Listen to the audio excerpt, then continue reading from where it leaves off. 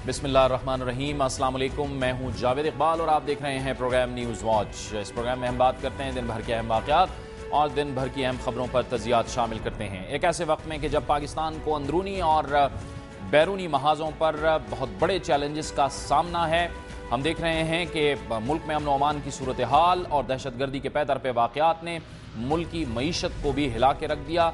इसके साथ साथ मुल्क में सरमायाकारी भी नहीं हो रही और इसी की वजह से मुल्क के अंदर भी सनती और कारोबारी सरगर्मियां ठप होकर रह गई हैं। तवानाई का बहरान है, बिजली का बहरान है, जिससे लगभग 35,000 से ज़ायद सनतें, छोटी बड़ी सनतें पंजाब के अंदर बंद हो चुकी हैं और इसके साथ साथ गैस के बहरान ने सूरत हाल को मज़ीद कशीदा कर दिया है। अंदरूनी और बैरूनी चैलेंजेस का मुकाबला कैसे किया जाए, यह है आज का अहम तरीन सवाल और इसके साथ साथ कौमी यकजहती कैसे पैदा की जाए, यह है आज का दूसरा सवाल। और आज का तीसरा सवाल है कि क्या हमारी पार्लियामेंट कौम की इज्तिमाई सोच की आयनादार है। जो पार्लियामेंट से फैसले हो रहे हैं या फैसले किए जा रहे हैं, क्या वो अवामी सोच के ऐन मुताबिक हैं या नहीं, और अगर नहीं हैं तो कैसे इनको अवामी सोच की आयनादार बनाया जा सकता है और कैसे कौमी यकजहती पैदा की जा सकती है। यह है हमारे आज के इस प्रोग्राम का मौजू जिस पर हम बात करेंगे। और इसके लिए हमें ज्वाइन किया है, सबसे पहले हम तारुफ करवा दें, लाहौर से हमें ज्वाइन किया है मुस्लिम लीग हम ख्याल के सीनियर रहनुमा जनाब सेनेटर हारून अख्तर खान ने। सेनेटर हारून साहब, आपको खुशामदीद कहते हैं। टेलीफोन लाइन पे मुत्तहिदा कौमी मूवमेंट के रहनुमा जनाब वसीम अख्तर हमें ज्वाइन करेंगे। वसीम साहब, आपको भी खुशामदीद कहते हैं। और हमें टेलीफोन लाइन पे ज्वाइन कर रहे हैं मुस्लिम लीग काफ के रुकन कौमी असम्बली और सीनियर रहनुमा जनाब कामिल अली आगा। आगा साहब, आपको भी खुशामदीद कहते हैं। हारून साहब, सबसे अहम नुक्ता यह है कि आज कौमी यकजहती जिसका बहरान है और हम कह रहे हैं कि हर सूरत में इसे पैदा करना है एक ऐसे वक्त में कि मुल्क को अंदरूनी और बैरूनी चैलेंजेस का सामना है, कैसे पैदा किया जाए? जावेद साहब, पहली तो बात यह है कि हमारी कौम जब भी आजमाइश का वक्त आया है तो खड़ी हुई है। आप 65 की जंग से लेके आप ये देखिए कि जब अर्थक्वेक आया 2005 में तो ये पूरी कौम यकजहती खड़ी हुई है और उसने ऑलमोस्ट दुनिया की लाइफ की वर्स्ट नेचुरल कैलेमिटी को फेस किया और उससे बाहर निकली है। और इसी तरह फ्लड्स में हमारी कौम खड़ी हुई है। सवात में जब ये हमारा मसला हुआ कि जो एक्सट्रीमिस्ट हैं वो इस्लामाबाद के करीब पहुंचे तो ये कौम खड़ी हुई और फौज का साथ दिया और फौज ने धकेला और इस मुल्क को सिक्योर किया। लिहाजा मुझे अपनी कौम पे शक नहीं है, मगर मुझे इस चीज़ का ज़रूर अफसोस होता है कि जब पूरी दुनिया हमारी फौज के पीछे पड़ी है और हमारी प्रीमियर इंटेलिजेंस एजेंसी को वीकन करने की कोशिश कर रही है ताकि वो अपना इंटरेस्ट सर्व करे और हमारा इंटरेस्ट सेक्रीफाइस करे, और वो स्टैंड लेके खड़े हुए हैं, तो चंद लोग आके हमारी फौज को बदनाम करने की कोशिश करते हैं, हमारी इंटेलिजेंस एजेंसी पे कीचड़ उछालते हैं और इसको वीकन करना चाहते हैं। उस वजह से हमारी यकजहती अगर इफेक्ट होती है तो होती है, वरना इस कौम में बहुत ज्यादा स्पार्क है और इंशाअल्लाह ताला ये हर चैलेंज के लिए खड़ी होगी। वसीम अख्तर साहब, आप फरमाइएगा कि इस वक्त जिस सूरत हाल का हमें सामना है, इस सूरत हाल से, इस बहरान से कैसे निकला जाए? देखें, सबसे पहले तो जो मैटर करते हैं लोग इस मुल्क के, जो दो बड़ी जमातें हैं सो कॉल्ड, और हमारे जो एस्टेब्लिशमेंट है, और मैं अदलिया को भी इंक्लूड करूंगा, और जो सियासी जमातें और मजहबी जमातें हैं, ये कम से कम एक जगह बैठ के अपनी प्रायोरिटी तो सेट करें कि आपकी प्रायोरिटी नंबर 1 क्या है। इस वक्त बहुत सारे फ्रंट्स खुले हुए हैं आपके मुल्क में इश्यूज के। अब इन इश्यूज में से आपको प्रायोरिटी बनानी पड़ेगी और उसके लिए बैठना पड़ेगा। ये नहीं कि मुख्तलिफ सियासी जमातें, कोई आईएसआई को क्रिटिसाइज कर रही है, कोई फौज को क्रिटिसाइज कर रही है, कोई सियासी जमातों को क्रिटिसाइज कर रही है। इससे निकल के बाहर आना होगा और एक गोल में इस कॉन्फ्रेंस सॉर्ट ऑफ चीज जो है उस पर बैठना पड़ेगा और ओपनली डिस्कशन करना पड़ेगा कि कौन गलतियां तो हो गई, सियासी जमातों से भी हुई हैं और एस्टेब्लिशमेंट से भी हुई हैं। अब आपको एक्सेप्ट करने के बाद ये करना पड़ेगा कि हर सियासी जमात क्या कंट्रीब्यूट कर सकती है प्रायोरिटी अपनी सेट करने के बाद। प्रायोरिटी नंबर 1 मेरी नजर में दहशतगर्दी है। तो जब हम इसको सॉर्ट आउट करेंगे तो उसके बाद फिर हम अपनी दूसरी जो प्रायोरिटी सेट करेंगे उनको देखा जाए, जिसमें करप्शन है, बुरा हाल है इकोनॉमी का, آپ کرپشن روکیں, شاہ خرچیاں روکیں, عوام کو ریلیف دینے کی بات کریں, یہ باہر کے جو ٹورز ہیں اس کو روکیں, یہ جو ڈنرز ہیں اور لنچز ہیں ان کو ختم کریں, عیاشیاں ختم کریں. ٹھیک ہے آغا صاحب آپ فرمائیے گا کہ پارلیمنٹ کے جو فیصلے ہیں وہ کیوں کر جو قوم کی اجتماعی سوچ ہے اس کی آئینہ دار نہیں بن پاتی؟ جی میں سمجھتا ہوں کہ پاکستان کے اندر چونکہ جمہوریت کا تسلسل ٹوٹتا رہا ہے, اس لیے آج تک ہمیں پارلیمنٹ کی اہمیت کا جو ادراک ہونا چاہیے تھا وہ نہیں ہو سکا. میں ذاتی طور پہ سمجھتا ہوں کہ پارلیمنٹ کے فیصلے جو ہیں وہ یقیناً ہمیشہ عوام کی خواہشات کے مطابق ہی ہوتے ہیں, لیکن ان کے اوپر عمل درآمد جو ہے وہ ابھی جو ہے وہ یقینی نہیں بن سکا, جس کی وجہ سے میرے خیال میں عوام کا وہ اعتماد جو کہ پارلیمنٹ کے اوپر ہونا چاہیے اور پارلیمنٹ کے فیصلے جو ہیں وہ جتنے مضبوط اور جتنے قابل عمل ہونے چاہیے وہ میرا خیال ہے ابھی تک یقینی ہارون نہیں صاحب بنایا آپ فرمائیے گا کہ پارلیمنٹ کا کردار تو بڑا اہم ہوتا ہے یقینی طور پر. جاوید صاحب بات یہ ہے کہ پارلیمنٹ اپنا کردار ادا کر رہی ہے. پارلیمنٹ کو جب بھی ضرورت آئی ہے, اکتوبر 2008 میں اس نے ڈرون کے خلاف ایک قرارداد پاس کی. پارلیمنٹ 11 گھنٹے بیٹھ کے مئی 13 اور 14 کو اس نے ایک کمپریہنسو ریزولوشن بنائی, یونینیمسلی اس کو پاس کیا. پارلیمنٹ نے 18ویں ترمیم یونینیمسلی پاس کی, 19ویں ترمیم کی. پارلیمنٹ آئے دن لاز پاس کر رہی ہے. اب یہ گورنمنٹ کے اوپر ہوتا ہے کہ اس کو امپلیمنٹ کرے, اور یہ میٹر اتنا سیریس ہے کہ اگر ہمارا اتفاق اس پالیسی پہ نہیں ہو رہا, سب پارٹیز کو, میرے ساتھیوں نے صحیح کہا, اکٹھا ہونا چاہیے اور ہم ایک کمپریہنسو پالیسی بنائیں وار آن ٹیرر پہ. اس میں جو بھی قربانیاں دینی ہیں ہم کھڑے ہو جائیں, اور اس کے بعد حکومت کے پیچھے کھڑے ہو جائیں, فوج کے پیچھے کھڑے ہو جائیں, اور اس کے بعد کسی کو کرٹیسائز نہ کریں اور اس پالیسی کو امپلیمنٹ کرائیں. تب یہ کام چلے گا اور تب ہم پہچانیں گے کہ ہمارا دشمن کون ہے اور دوست کون ہے اور ہم کون سی لڑائی لڑ رہے ہیں. ٹھیک ہے ہارون صاحب آپ ہمارے ساتھ موجود رہیے گا. وسیم اختر اور کامل علی آغا صاحب بھی ہمارے ساتھ موجود ہیں. وقت ہوا چاہتا ہے یہاں پر ایک بریک لیتے ہیں اور بریک کے بعد ہماری گفتگو کا سلسلہ جاری ہے. پروگرام نیوز واچ میں ناظرین ایک بار پھر آپ کو خوش آمدید کہتے ہیں. قومی یکجہتی کیسے پیدا کی جائے اور پارلیمنٹ کے جو فیصلے ہوں وہ قومی سوچ کی آئینہ دار کیسے ہو, قوم کی اجتماعی سوچ کی آئینہ دار کیسے ہو, یہ ہمارے آج کا سوال. اور اس پر گفتگو کرنے کے لیے ہمارے ساتھ موجود ہیں سینیٹر ہارون اختر, جناب وسیم اختر اور کامل علی آغا. وسیم اختر صاحب آپ بتائیے گا کہ ظاہر ہے قومی اور سیاسی اتفاق رائے کی بات تو ہوتی رہتی ہے, لیکن سب سے بڑا ایک مسئلہ یہ بھی ہے کہ جو ملک کے عوام ہیں وہ ایک جانب کھڑے ہیں. اس وقت مہنگائی بھی بڑھتی چلی جا رہی ہے, بجٹ کی بھی آمد ہے. آپ کیا سمجھتے ہیں کہ یہ جو قومی اور سیاسی اتفاق رائے ہوتا ہے اوپر کی سطح پر, اس کے جو اثرات ہیں وہ عوام تک کیوں نہیں پہنچ پاتے؟ دیکھیں بات بالکل صحیح کہہ رہے ہیں, میں ایگری کروں گا آپ سے. جو پریکٹس رہی ہے پاس کی وہ یہی ہے. اگر حمود الرحمان رپورٹ سامنے آنے کے بعد اس پہ امپلیمنٹیشن کوئی ہو جاتا تو یہ شکلیں نہیں دیکھنی ہوتی آج ہم نے. صرف وہ جو ایک رولنگ کلاس ہے وہ ٹرائیکا میں کام کرتی رہی, امریکہ, فوج اینڈ رولنگ کلاس. بند کمروں میں بندر بانٹیں ہوئی ہیں, بند کمروں میں حکومتیں ملی ہیں, ایک دوسرے کو باریاں لگی ہیں. عوام تو کونے میں بیچاری ووٹ ڈالنے کا کام آ رہی ہے. آج وہ وقت آ گیا ہے کہ آپ کو عوام کو کانفیڈنس لینا پڑے گا, عوام کو بتانا پڑے گا کہ کیا کیا غلطیاں ہوئی ہیں, تو عوام ساتھ دے گی. ادروائز جو ٹرائیکا ہے اس سے بات نکل چکی ہے, امریکہ سے بھی بات نکل چکی ہے, بہت آگے چلی گئی ہے بات. عوام کے نمائندوں کو لے کے بیٹھنا پڑے گا, ایک لائے عمل بنانا پڑے گا جو کہ کڑوا گھونٹ ہوگا اس ایلیٹ رولنگ کلاس کے لیے, عوام کے لیے نہیں. عوام تو سفر کر رہی ہے, آج بھی سفر کر رہی ہے, کرتی رہی ہے.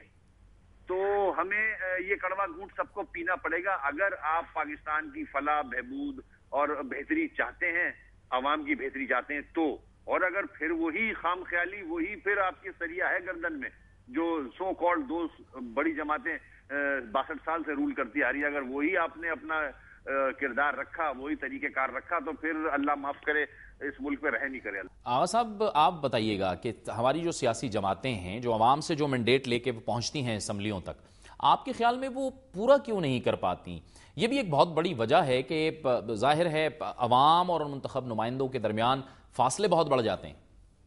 جی میں سمجھتا ہوں کہ یہ جاوید بھائی اصل جو المیہ ہے وہ یہی ہے کہ یہ تسلسل قائم رہے اور کوئی 25-30 سال پارلیمنٹ کا وجود قائم رہے تو اصلاحات بھی آتی رہیں گی اور امپلیمنٹیشن جو ہے اس کا طریقہ کار بھی وضع ہوتا رہے گا، اور پھر جو ہے پارلیمنٹ کی جو کمیٹیاں ہیں وہ بھی مضبوط ہوتی جائیں گی اور ان کو اپنے کردار کا ادراک بھی ہوتا جائے گا، اور پھر انتظامیہ جو کہ میں سمجھتا ہوں بھی پارلیمنٹ ہی کا ایک تسلسل ہوتی ہے، وہ بھی پارلیمنٹ کے فیصلوں کو منوان تسلیم کرنے پر مجبور ہوتی جائیں گی۔ لیکن معاملہ وہی ہے کہ چونکہ اس کا تسلسل نہیں رہتا تو وہ نہ انتظامیہ کو اس کا کوئی وہ ادراک ہو سکتا ہے کہ وہ انہوں نے پارلیمنٹ کو کیا اہمیت دینی ہے، اور پارلیمنٹ کے فیصلے جو ہیں وہ ان پر عمل درآمد نہ کرنے کا کیا نقصان ہو سکتا ہے۔ اس لیے میں سمجھتا ہوں کہ یہ آپ کا سوال جو ہے وہ یقینی طور پر بنتا بھی ہے اور اس کا وجود بھی ہے، اور یہ کمیاں آج تک موجود ہیں، اور پارلیمنٹیرینز کے اندر بھی وہ احساس پیدا نہیں ہو سکا اور ان کو وہ ذمہ داری بھی غالباً اتنی زیادہ محسوس نہیں ہو سکی، کیونکہ یقینی طور پر جیسے آپ سوال کر رہے ہیں تو ان کے بھی ذہن میں یہ کہیں نہ کہیں ضرور ہوتا ہے کہ بھی ہمارے فیصلوں پر تو عمل درآمد ہونا نہیں، تو ان کی دلچسپی بھی پھر اسی ریشو سے جو ہے وہ۔ ہارون صاحب اداروں کی مضبوطی، اداروں میں تسلسل اور اداروں کی ساکھ کو بحال رکھنا، اس سے بھی یقینی طور پر جمہوریت مضبوط ہوتی ہے۔ جاوید صاحب، میں پڑھ لکھ کے تقریباً 20 سال پہلے اپنے ملک میں واپس آیا اور میں نے 20 سال میں بہت امپرومنٹ بھی دیکھی ہے، ادارے اسٹرینتھن ہوئے ہیں۔ ہاں ہمیں شکایات ہیں، کرنٹ گورنمنٹ سے شکایات ہے اور ہم وہ اپوز کرتے رہتے ہیں، کرٹیسائز کرتے رہتے ہیں۔ میرا نہیں خیال کہ ہمیں 25 اور 30 سال انتظار کرنا پڑے گا۔ میرا خیال ہے کہ اگر ہم ادارے یہ موجود ہیں اور ہمیں قوم ووٹ دے کے اگر پاور میں لے کے آتی ہے، ہمارے پاس کوئی ایکسکیوز نہیں ہے پرفارم نہ کرنے کے لیے۔ ہمارا پرابلم یہ ہے with very few exceptions کہ ہماری پارٹیز جو ہیں سائیکو فینڈز کو اپنے ارد گرد اکٹھا کرتے ہیں، نان پرفارمرز کو اکٹھا کرتے ہیں، اچھے لوگ جو ہے ان کو ڈسکریج کیا جاتا ہے، ان کو اوپر نہیں لے کے آیا جاتا، اور جب کوئی بھی پارٹی پاور میں آتی ہے تو وہ ارد گرد دیکھتی ہے تو پتہ چلتا ہے کہ اس کے پاس اصل کام کرنے والے بہت کم موجود ہیں، اصل پرفارم کرنے والے، ڈیلیور کرنے والے کم ہیں۔ یہ کوئی وجہ نہیں ہے کہ 3 سال میں ہماری اکانومی اتنی ڈیٹیریٹ کی ہے، یہ کوئی وجہ نہیں ہے کہ ہمارا G D P growth down گیا ہے، ہماری مہنگائی بڑھی ہے، ہمارے ادارے کچھ پبلک سیکٹر انٹرپرائزز جو ہیں وہ بینکرپسی تک پہنچے ہیں۔ اس کا کسی قسم کا کوئی ایکسکیوز نہیں ہے سوائے نااہلی، اور وہ ساری رولنگ پارٹی یا گورنمنٹ کو جاتی ہے۔ اب ہارون صاحب اس صورتحال سے نکلا کیسے جائے؟ ایک تو یہ بھی صورت ہے، ہم نے دیکھا ہے کہ بدقسمتی سے موجودہ حالات میں جس وقت پاکستان کو اندرونی اور بیرونی چیلنجز کا سامنا ہے، کچھ سیاسی جماعتیں پوائنٹ سکورنگ کرنے کی کوشش کر رہی ہیں، سیاسی بیانات داغ رہی ہیں۔ ایسے حالات میں یقینی طور پر اس طرح کی پوائنٹ سکورنگ اور اداروں پر تنقید وہ یقینی طور پر نقصان دہ ہے، آپ اس سے اتفاق کریں گے؟ میں بالکل اتفاق کروں گا، کیونکہ ہمارا کام یہ ہوتا ہے کہ کسی طرح جو گورنمنٹ ہے وہ گر جائے اور ہم ایک دم سے پاور میں آ جائیں۔ نہ ہمارے پاس آلٹرنیٹ پلان ہوتا ہے، نہ ہمارے پاس کسی چیز کا سلوشن ہوتا ہے۔ ہاں ہم کرٹیسائز بہت کرتے ہیں اور اس میں ہم ماہر ہیں، مگر کرٹیسائز کرتے کرتے جب حکومتیں گر جاتی ہیں اور ہم پاور میں آتے ہیں تو ہمارے پاس پلان کوئی نہیں ہوتے۔ یہ ایسا موقع ہے قوم کا، معیشت کے لحاظ سے، وار آن ٹیرر کے لحاظ سے اور بیرونی دباؤ کے لحاظ سے، کہ ہم ہر کچھ بھول کے ہم اکٹھے ہو جائیں، ہم کھڑے ہو جائیں اور اس میس سے نکلنے کے لیے ہم ایک دوسرے کا ساتھ دیں۔ اور اگر یہ حکومت اس وقت پاور میں ہے، بے شک ان کے اندر انکیپیبلٹی ہیں، مگر ان کا ساتھ دیں، ان کو بیرونی دباؤ میں آنے نہ دیں ہم، کیونکہ ہم سارے جو کچھ بھی کر رہے ہیں ملک کے لیے کر رہے ہیں، اور پوائنٹ سکورنگ سے اس وقت صرف ہمارے ملک کو نقصان پہنچ رہا ہے اور بیرونی ملکوں کو فائدہ پہنچ رہا ہے۔ ہارون صاحب یہ فرمائیے گا کہ اس وقت ہمارے جو سب سے ایک بڑا مسئلہ ہے وہ معیشت کا معاملہ ہے، ہماری اکانومی کا جو معاملہ ہے وہ بھی ہم دیکھ رہے ہیں کہ اس وقت بہت یعنی کہ کولیپس پہ کھڑا ہے، دوسری طرف جو ادارے ہیں ان کا بھی اعتماد متزلزل ہے۔ ایسی صورت میں عوام تک کیسے ثمرات پہنچیں گے، عوام کو کیسے فائدہ جاوید صاحب، آپ کی میڈیا نے اتنا کمال کیا ہے کہ اس وقت عوام کو یہ پتا ہے کہ کرنا کیا ہے، یہ کوئی ڈھکی چھپی ابھی کوئی سیکرٹ نہیں ہے۔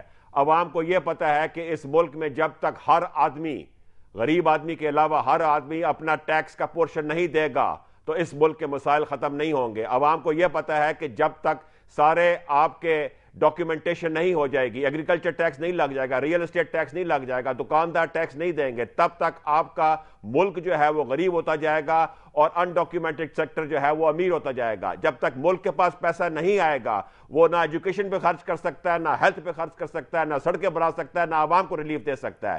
یہ سارا اکنامک ویژن ہوتا ہے، یہ سارا پلان ہوتا ہے جو حکومتی پارٹی جو حکومت میں ہوتی ہے اس کو کرنا ہوتا ہے۔ اگر وہ نہیں کر رہی تو یہ اس کی غلطی ہے۔ ٹھیک ہے، سینیٹر ہارون اختر، جناب وسیم اختر اور کامل علی آغا صاحب ہمارے ساتھ موجود ہیں۔ پروگرام نیوز واچ میں وقت بچاتا ہے ایک بریک کا، اور بریک کے بعد اسی حوالے سے ہماری گفتگو کا سلسلہ جاری رہے گا۔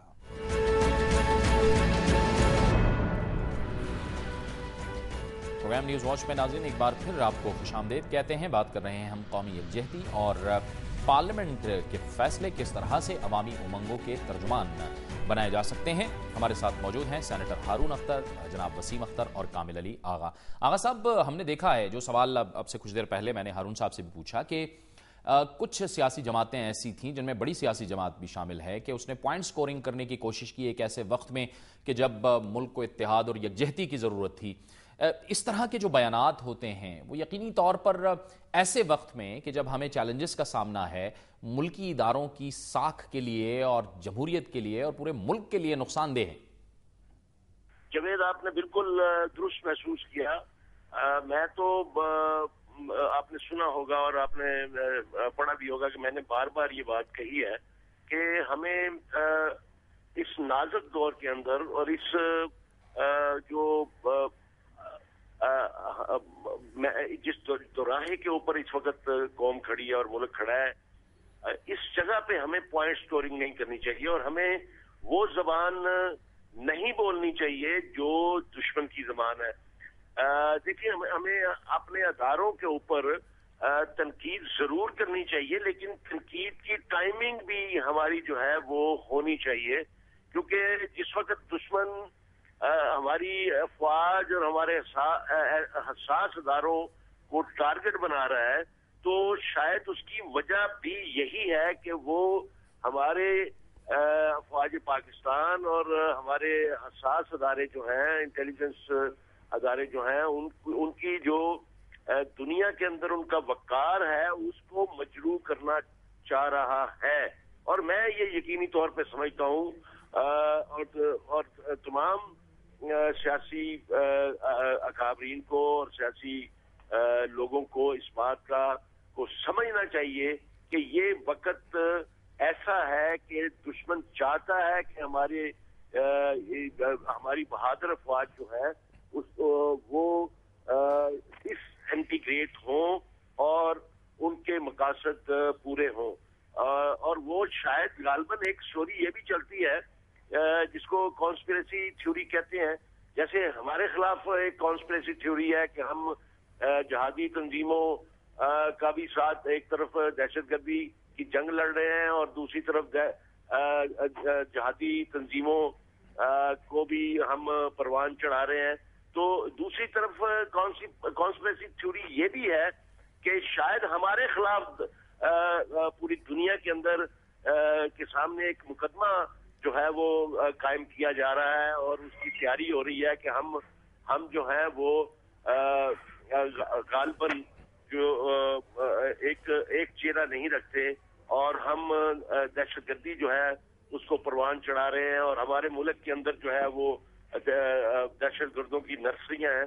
تو یہ بھی ایک تھیوری ہے، اور دوسری تھیوری یہ بھی ہے کہ شاید ہمارے خلاف اس لیے مقدمہ تیار کیا جا رہا ہے کہ ہمیں یہ ملعون کر کے اور ہماری افواج پاکستان کو یہ ثابت کر کے کہ وہ غیر ذمہ دار فوج ہے اور وہ شاید اپنے ملک کو کے اندر اپنے حساس مقامات کو نہیں سنبھال سکتے تو وہ ایٹم بم کو کیسے سنبھال لیں گے، اور ایٹمی جو تنصیبات ہیں وہ خطرے میں ہیں اور اس کے لیے شاید کوئی مقدمہ ہمارے خلاف تیار کیا جا رہا ہے. تو اس صورت میں ہمیں اپنی زبان کے استعمال کو احتیاط کرنا چاہیے اور ہمیں چاہیے کہ ہم ذمہ داری کا ثبوت دیں اور ثابت کریں کہ ہم ایک قوم ہیں اور ذمہ دار قوم ہیں اور ہم محب وطن لوگ ہیں اور ہم صرف سیاسی مقاصد کے لیے نہیں، ذاتی مقاصد کے لیے نہیں، ہم قوم کے لیے بھی جو ہے وہ سوچتے ہیں اور ہماری سوچ جو ہے وہ باوقار بھی ہے اور اس کے اندر تنظیم بھی ہے، نظم و ضبط بھی ہے. وسیم صاحب عوام تو ہر قربانی دینے کے لیے تیار ہے، لیکن پارلیمنٹ اور سیاسی جماعتوں کو کیا کچھ کرنا ہوگا تاکہ ان کے جو فیصلے ہیں وہ عوامی امنگوں کے ترجمان ہوں؟ بالکل میں اتفاق کروں گا. دیکھیں پارلیمنٹ یا جو ہماری سیاسی جماعتیں ہیں اس میں وہ کلاس ہے ہی نہیں، وہ تو اصل عوام کے نمائندے ہیں ہی نہیں. وہ تو جمہوریت کے نام پہ 62 سال سے بیوقوف بنا رہے ہیں اس قوم کو، اس عوام کو تو ملا ہی کچھ نہیں، نہ سڑکیں، نہ اسپتال ہے، نہ تعلیم ہے. تو آج ہم اس جگہ کھڑے ہیں جہاں ہمیں اللہ نے ایک چانس دیا ہے، ایک اپرچونٹی دی ہے کہ ہم آج اپنے آپ کو ٹھیک کر لیں، مل کے بیٹھ جائیں. ہمیں سب پتا ہے کہ کون سا سیاسی لیڈر کتنا ٹیکس دیتا ہے، کتنے اس نے نوٹ کمائے ہیں، وہ جب سیاست میں آیا تھا تو کتنا امیر تھا، آج کتنا امیر ہے. تو یہ سب کو پتا ہے.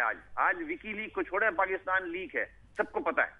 تو اب شرم کر کے کم از کم عوام کے کام کر لیں جو میٹر کرتے ہیں. ہارون اختر صاحب آپ فرمائیے گا، شر سے بھی خیر کا پہلو نکلتا ہے. اللہ نے ہمیں موقع دیا ہوا ہے، کیسے اپنے آپ کو درست کیا جائے اور کیسے اپنے آپ کو بہتر کیا جائے اور کیسے اس صورتحال سے نکلا جائے؟ لیکن جاوید، میرے ساتھیوں نے بڑی اچھی باتیں کی، میں ان سے ایگری کرتا ہوں، مگر اب دیکھیں باتیں بہت ہم نے کر لی. ہم ایک ایشو پہ ڈیبیٹ بھی بہت کر لیتے ہیں، بٹ ہمیں اپنی باتوں کو اب ایکشنز میں کنورٹ کرنا ہے. اور سب سے پہل جو ہے ان ایکشنز کی ہمارے لیڈرز نے لینی ہے، اور اس سے بھی پہلے ان لیڈرز نے لینی ہے جن کے پاس اس وقت حکومت کا کنٹرول ہے. لہٰذا مجھے وہاں جو ہے کچھ حد تک کمی نظر آتی ہے. مجھے وہاں نظر آتا ہے کہ پارلیمنٹری ریزولوشنز کو ایکشنز میں کنورٹ ہونے کے لیے پرابلم ہو رہی ہے، پارلیمنٹ کے پریشر کی ضرورت ہے. جو ساری عوام کہہ رہی ہے، جو ٹیکسز کی بات کر رہی ہے، جو انکم ٹیکس پہ ڈاکیومنٹیشن کی بات کر رہی ہے، وہ امپلیمنٹ نہیں ہوتا. جو اداروں کی بات کر رہے ہیں کہ جو ادارے بلیڈ کر رہے ہیں، آج سے 3 سال پہلے تک وہ بڑے ہیلدی تھے اور پیسے کما رہے تھے، جو اب بینکرپسی پہ چلے ہوئے ہیں. ہم باتیں بہت سنتے ہیں، ہم لیکچر بڑے سنتے ہیں، ہم کمٹمنٹس بڑے سنتے ہیں، مگر امپلیمنٹیشن نہیں ہو رہی. تو اب میرا تو ایک 1 پوائنٹ بات ہے کہ اب وقت آ گیا ہے کہ باتوں کو ایکشنز میں کنورٹ کیا جائے، سٹارٹنگ فرام دا لیڈرشپ اور اس سے بھی آگے starting from the ruling parties and the people in the government in the seat of the executive power who can do things and deliver the relief to the people of Pakistan. بہت بہت شکریہ senator Haroon Akhtar صاحب آپ کا، بہت شکریہ وسیم اختر صاحب آپ کا، اور بہت شکریہ کامل علی آغا صاحب آپ کا کہ آپ نے ہمیں اس گفتگو میں جوائن کیا. پروگرام نیوز واچ میں وقت وہ چاہتا ہے ایک بریک کا، اور بریک کے بعد ہم آپ کو بتائیں گے کہ بجٹ آنے والا ہے، صحت میں کیا ترجیحات ہونی چاہیے، کیا صورتحال ہے، کیونکہ اس حوالے سے کافی تشویشناک خبریں اور اطلاعات سامنے آتی ہیں. یہ ہم آپ کو بتائیں گے ایک بریک کے بعد.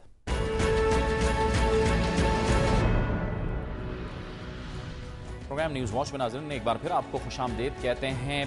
ملک میں جو صحت کے لیے سہولیات ہیں، جو صحت کی بنیادی ضروریات ہیں، وہ بھی تشویشناک حد تک اس کی صورتحال ہے، اور بجٹ 2011-12 اب پیش ہونے جا رہا ہے. اس میں جو ہیلتھ کے حوالے سے ہے، ہیلتھ سیکٹر کے حوالے سے ہے، صحت کے شعبے کے حوالے سے کیا ترجیحات ہیں، کیسے ملک میں جہاں کروڑوں افراد کو پینے کا صاف پانی میسر نہیں ہے اور اس کے ساتھ ساتھ مناسب خوراک بھی میسر نہیں ہے، جہاں پر تقریباً 17,000 افراد کے لیے دانتوں کا ایک ڈاکٹر ہے اور اس کے ساتھ ساتھ تقریباً 16,000 افراد کے لیے ایک فزیشین یعنی ایک MBBS ڈاکٹر ہے. کیا صورتحال ہو سکتی ہے اور کیا ترجیحات ہونی چاہیے، ان تمام معاملات پر بات کرنے کے لیے آج ہمیں اسلام آباد سے جوائن کیا ہے پاکستان تحریک انصاف ہیلتھ ونگ کے ترجمان جناب ڈاکٹر ہمایون محمد نے. بہت شکریہ ڈاکٹر صاحب، آپ نے ہمیں جوائن کیا. آپ فرمائیے گا ڈاکٹر صاحب، کیا صورتحال ہے جو ہمارے پڑوسی ممالک ہیں ان کے مقابلے میں ہم جو صحت کو بجٹ ایلوکیٹ کر رہے ہیں اس کی کیا صورتحال ہے، اور ہمارا جو فوکس ہے، یعنی جو ہماری جو توجہ ہے وہ اب آنے والے بجٹ میں کن کن صورتوں میں ہونی چاہیے ہیلتھ کے شعبے کے حوالے سے؟ شکریہ جاوید صاحب. سب سے پہلے تو میں آپ کو تھوڑا سا بتا دیتا ہوں. 2010-11 میں جو بجٹ تھا وہ 24 ملین کا تھا، بلین کا تھا، اور اس میں سے بعد میں 54% ان لوگوں نے کم کر دیا تھا، تو وہ 0.4% یا 0.5% of the G D P allocate ہوا تھا. ٹھیک ہے. اب اس دفعہ ان لوگوں نے 122 بلین کیا، جو کہ وہ کافی زیادہ کر دیا، لیکن یہ ایجوکیشن اور ہیلتھ دونوں کے لیے. اب اس میں سے کتنا ایجوکیشن کو دیں گے، کتنا ہیلتھ کو دیں گے، وہ ہمیں اس وقت اس کی بریک ڈاؤن ایز سچ پتہ نہیں ہے. ٹھیک ہے. ہمیں فوکس کس چیز پہ کرنا چاہیے؟ سب سے پہلے فوکس ہمیں اس چیز پہ کرنا چاہیے کہ ہماری جو پرائمری پریونشن ہے، جس میں پریونٹیبل ڈیزیز اور خاص طور پہ جن کو ہم کہتے ہیں نان کمیونیکیبل ڈیزیزز جیسے ہارٹ اٹیکس ہیں اور یہ ہارٹ کی ڈیزیزز ہیں، یہ بھی اس وقت ساری باقی جتنی کمیونیکیبل ڈیزیزز ہیں وہ ملا کے ایک طرف کریں، یہ اس سے زیادہ اموات کر رہی ہیں. پلس ہمیں یہ دیکھنا چاہیے کہ ہمارا بیسک کیئر کی طرف ہم نے زیادہ توجہ دینی ہے. ہم نے empowering of the local government کی طرف جانی ہے. پروونشل گورنمنٹ کے پاس 18 امینڈمنٹ کے بعد تو آ جائیں گے، لیکن ہم نے فردر اس کو نیچے لے جا کے لوکل گورنمنٹ کو امپاور کرنا ہے. لیکن اس سے بڑی بات یہ کہ ہم نے سٹاپ کرنا ہے لیکیجز کو. اب میں آپ کو ایک چیز بتاتا ہوں. امریکہ جو ہے وہ 15% آف دا جو اپنا جی ڈی پی ہے وہ ہیلتھ پہ لگاتا ہے. اس 15% میں جو گورنمنٹ کی کنٹریبیوشن ہوتی ہے وہ around 7% of G D P ہے، وہ گورنمنٹ کرتا ہے. ٹھیک ہے. انڈیا میں ہے وہ تقریباً 4.9% آف جی ڈی پی جو ہے یہ ہیلتھ پہ لگاتے ہیں. افغانستان جو ہے وہ 5.4% لگاتا ہے، اور بنگلہ دیش جو ہے وہ 3.1% جی ڈی پی اپنے ہیلتھ پہ لگاتا ہے. Pakistan on the other hand صرف 2% of the G D P health پہ لگتا ہے پاکستان میں، اور اس 2% میں سے صرف 0.4 یا 0.6% جو ہے یہ گورنمنٹ کی کنٹریبیوشن ہے. باقی جو ہے یہ پرائیویٹ ادارے جیسے شوکت خانم ہے یا اور ایدھی ہے، اس قسم کے لوگ جو ہیں وہ کنٹریبیوٹ کرتے ہیں. تو پاکستان کی گورنمنٹ جو ہے یہ صرف 0.4 کا ہے. اس کی وجہ اب یہ ہو رہی ہے کہ اس وقت پاکستان میں 76% لوگ جو ہیں وہ اپنی جیب سے ہیلتھ خرید رہے ہیں.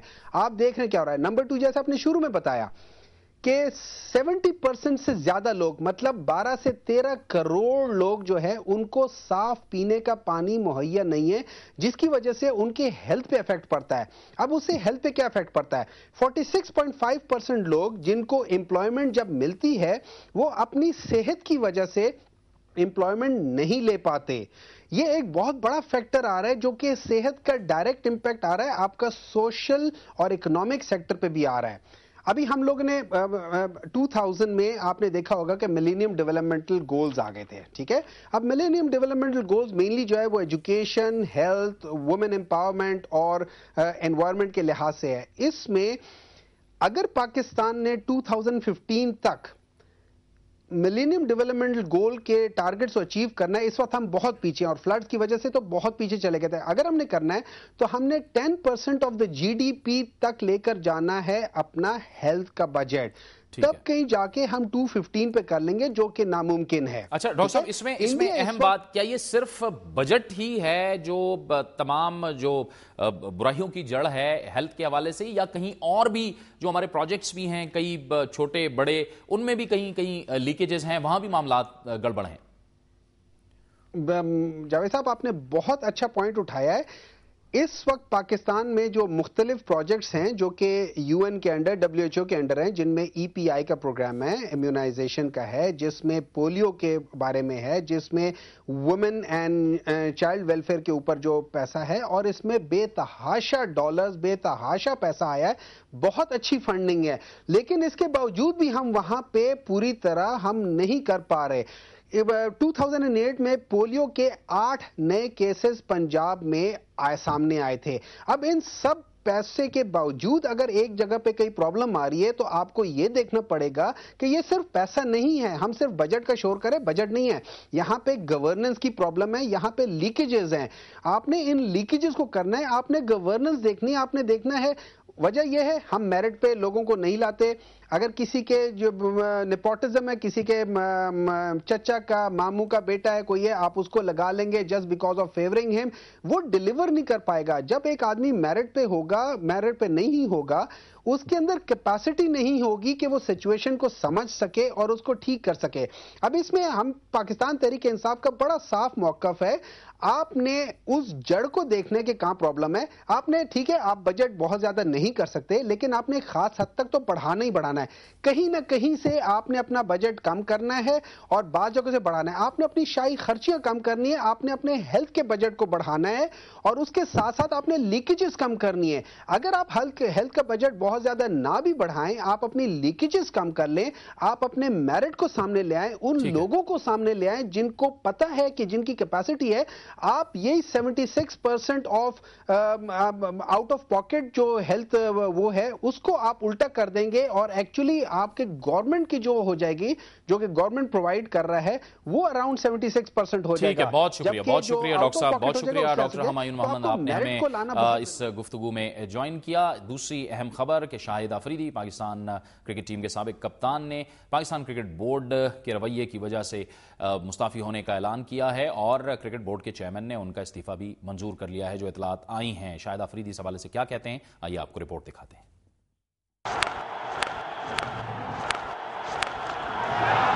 इज्जत है तो सब कुछ, ये कहना है साबिक कप्तान शाहिद आफरीदी का।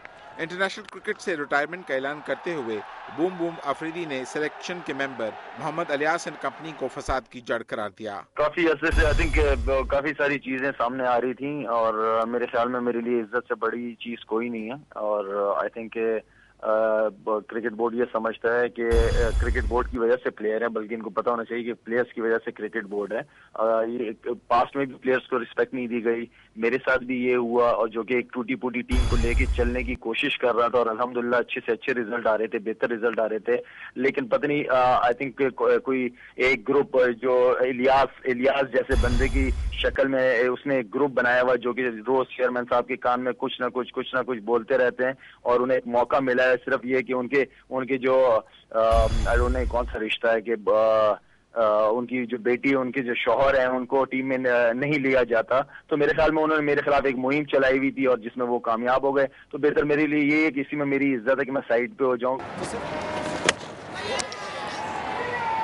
शाहिद अफरीदी ने कहा कि वो टूटी फूटी सी टीम को लेकर चल रहे थे, लेकिन मौजूदा बोर्ड क्रिकेट के फरोग में बड़ी रुकावट है। अब उनकी पैटर्न इन चीफ सदर आसिफ जरदारी से दरख्वास्त है कि वो मामलात को खुद देखें। मेरे ख्याल में अगर क्रिकेट बेहतर करनी है तो मैं तो जरदारी साहब से, प्रेसिडेंट साहब से खास तौर पे रिक्वेस्ट है कि क्रिकेट की वजह से ही लोग पाकिस्तान को पहचानते हैं और क्रिकेट ऐसा खेल है जिसने इस मुल्क के लोगों को बड़ा यूनाइट रखा हुआ है।